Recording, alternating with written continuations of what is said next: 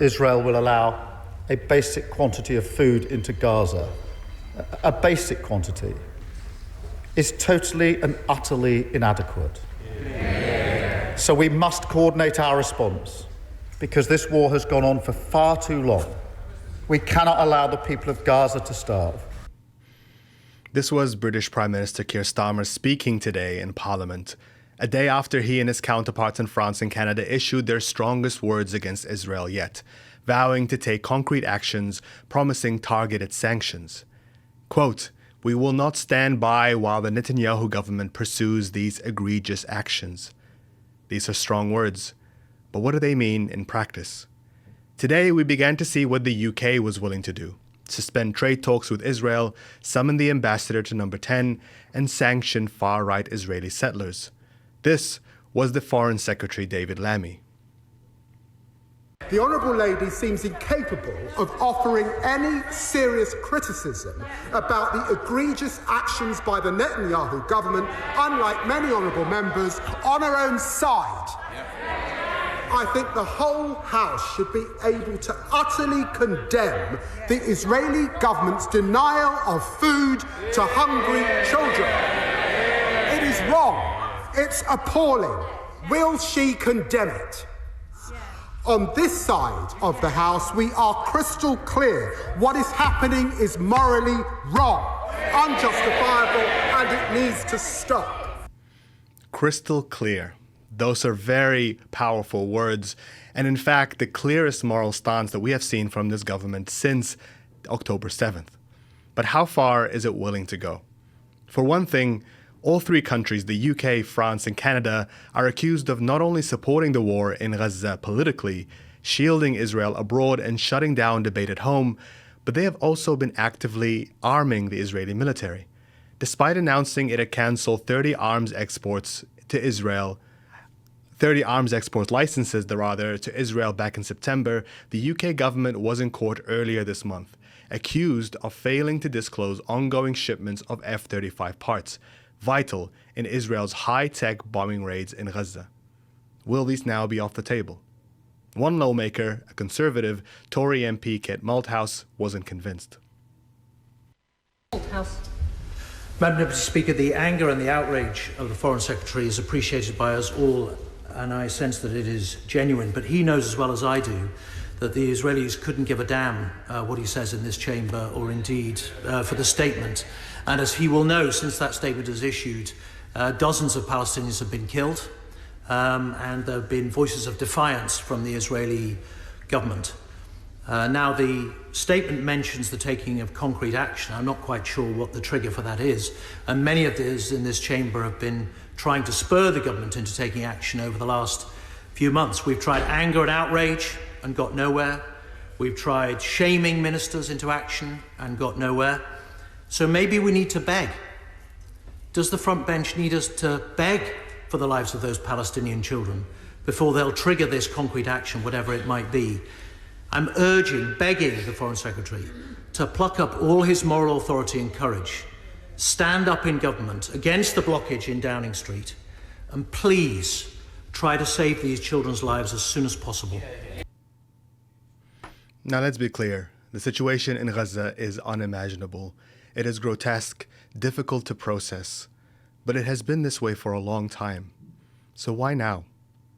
One thing that is clear is that public anger is undeniable. This weekend, close to 500,000 Britons marched across London, and their message to the government was also crystal clear. So I've come to these protests a few times, and I think it's important because it feels like it's one of the only ways that you can sort of speak up as an individual. And I think it's important that we're here to show that we don't agree with Israel's government policy, but also not with this government's policy in enabling Israel to do what it does. I would want Keir Starmer, David Lammy, our government, to stop arming Israel. That's the most important thing. Our government and the Americans and all the European Union, they're not doing anything about it.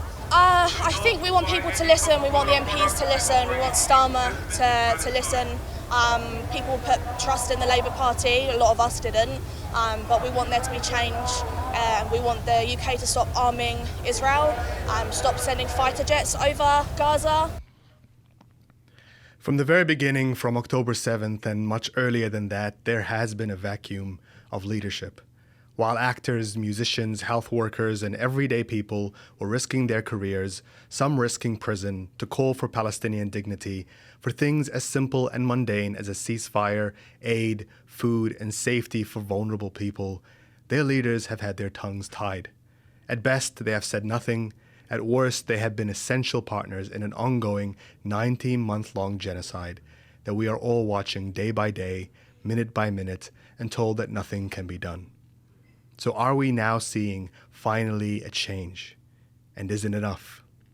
Well, joining us now is Palestinian political figure, advocate, and founder of the Palestinian National Initiative, Mustafa Barghouti. Dr. Barghouti, thank you so much for being here.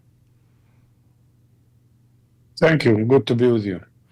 I want to start by getting your reaction to the announcements that we heard today from the British government. Are you happy to see this come from the UK? Is it anywhere near enough? Well, the page is changing and the situation is changing for sure.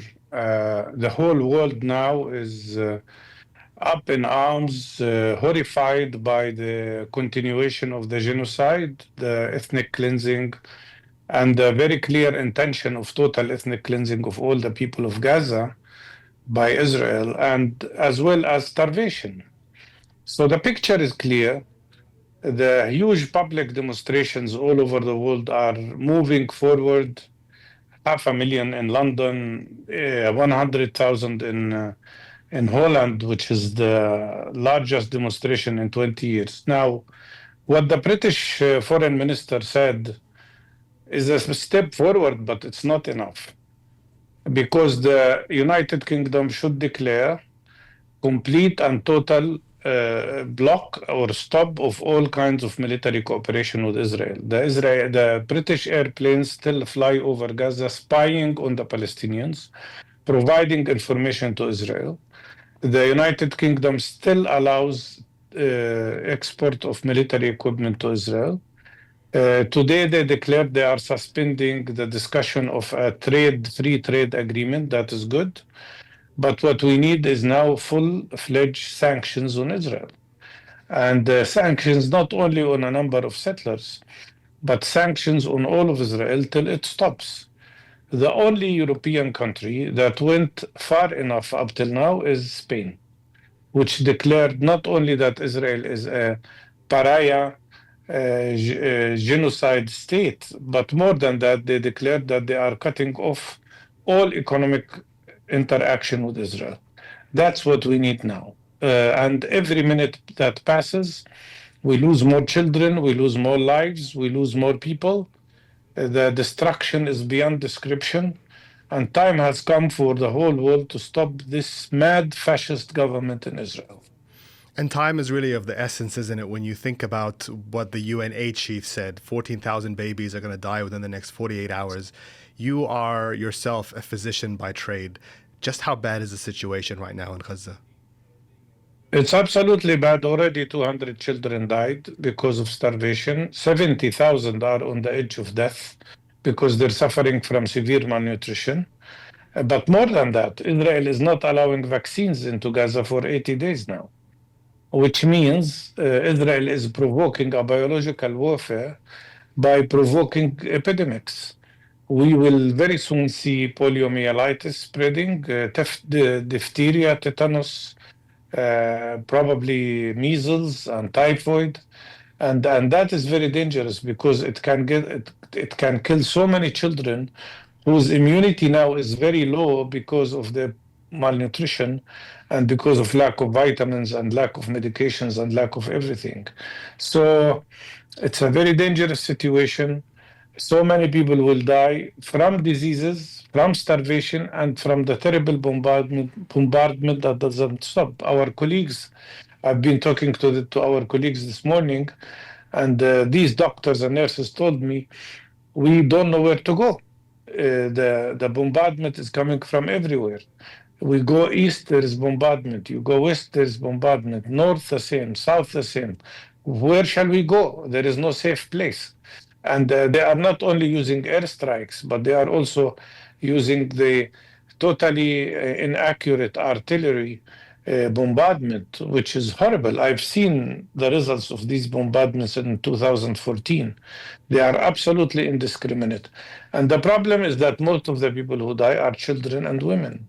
That's the reality of what's happening. A massacre, one massacre after the other. 500 people were killed in 3 days. It's 150 to 200 people every day, and it goes on. Now, Israel says it's planning to occupy Gaza completely now and level what's left in a final attempt to destroy Hamas. You heard statements from the Prime Minister Netanyahu responding to what we heard in Parliament in the UK today, saying that these moves by the UK, by France, by Canada are only playing into Hamas's hands. What do you make of where this fight is at, where the situation is at? Is there even a way to communicate with the world from your perspective what is going on?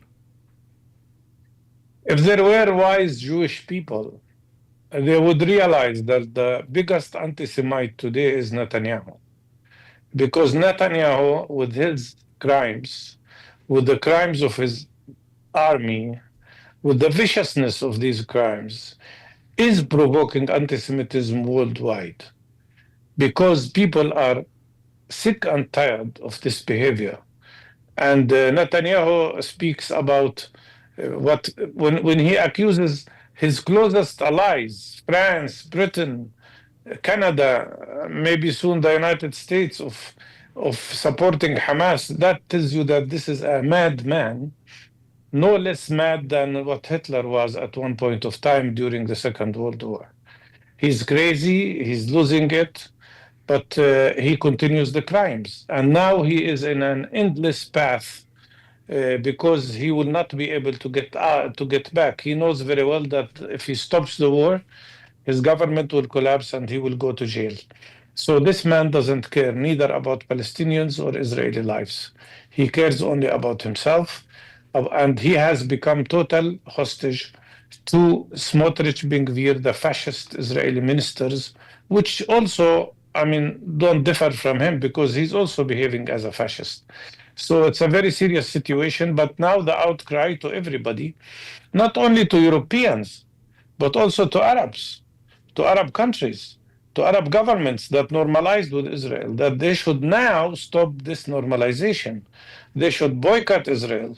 And the only way you can stop Israel now is to declare wide international and Arab and Muslim boycott of this terrible pariah structure. I want to ask you a bit of a sensitive question, Dr. Barghouti, and this is with respect to strong and powerful Palestinian voices such as yours that have been speaking out nonstop. But when we talk about the idea of leadership and, the lack of leadership that some people have accused Western governments of, certainly Arab governments, there has been a visible absence of a strong leadership voice at the top of that structure in Palestinian community, Palestinian government. Why do you think this is? Because the authority is weak and frightened. And yes, it has been silent in a way that is totally unacceptable. And the biggest mistake the Palestinian Authority is doing is not to implement immediately the Beijing Declaration, which was signed by all Palestinian groups, including Fatah, which would have developed a unified national consensus government, making it impossible for Israel to abuse the internal divisions. But unfortunately, up till now, the Palestinian Authority does not respond to our calls and even pressures to implement the Beijing Declaration. This is the way out of this passivity, and it's best for everybody. But yes, the reality is that the abstention from moving in the direction of unity has cost us a lot as Palestinians. And when we look at potential people that are coming forward or being put forward for that position of leadership, you look at somebody like Hussein al-Sheikh, who's a newly appointed deputy at the PLO of Mahmoud Abbas, who many people now see as somebody being groomed for that position to take over from him. What do you make of somebody like al-Sheikh? This is not a personal matter, whether it's Mr. Sheikh or anybody else. No leader can be imposed on Palestinians. And no leader will have legitimacy without two factors. One is to be a participant and a strong participant in the Palestinian national struggle. And second, to be elected and democratically by the people. What we lack is democracy. What we lack is democratic free elections, and we have to have them. I know now it's impossible during the war, but what we agreed about in Beijing was that immediately after the war, the national consensus government should engage in preparing for free democratic elections, presidential elections, legislative council elections, and hopefully elections for the Palestinian National Council. We need to give the people the right to choose their leaders. And no country in the world, no country in the region can impose on us who should be our leaders. Finally, Dr. Barghouti, you mentioned those large protests that we saw here in the city over the weekend, and many other countries. We saw massive protests taking place at The Hague as well over the weekend. And when you look at the current climate politically, when you look at what's happening in the West Bank, this vacuum of leadership that you described, what space is left for Palestinian self-determination in this current moment? We're much closer to self-determination than any time before. And we're much closer to getting our freedom than any time before. I know the cost has been very high. The price has been horrible. 62,000 people killed so far and 120,000 injured, 10% of the population.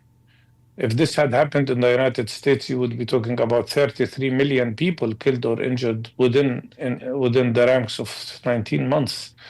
It's a horrible price, but I think now, and you can see that from what's happening in the last 48 hours, there is a world revolution in demand of Palestinians' rights and in demand of Palestinian freedom. We're on the same path that Vietnam and South Africa and Algeria took, the road to freedom, and nobody can stop us. Dr. Mustafa Barghouti, thank you so much for joining us today.